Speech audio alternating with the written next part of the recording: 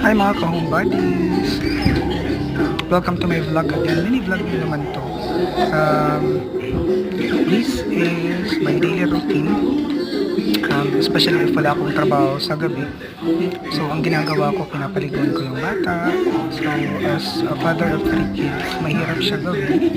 Although, enjoying naman on my part kasi maaga rin kasi kami na ulila, and I never had that feeling of or any memories na mariremember ko na it na parang abandoned a father and a son like me. So ngayon, binabawi ko na lang sa mga anak ko. That's why I prefer to work from home na lang. So previously, just to give you a background, I was working as a store manager sa isang retail company for almost 5 years. But I decided to quit kasi wala kaming nakikitang pagbabantay talaga ng matagalan. Meron naman nakikita pero aalis naman din naman. Like after 2 months or 2 months yung max talaga 3 months.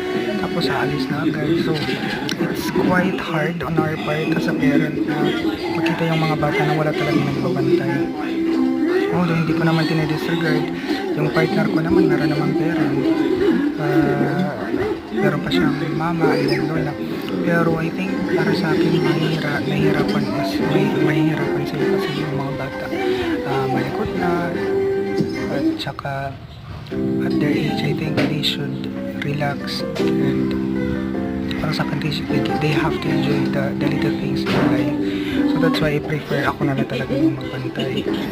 So yun. So I hope you enjoy our video. Tapos please kinda share and do subscribe my channel.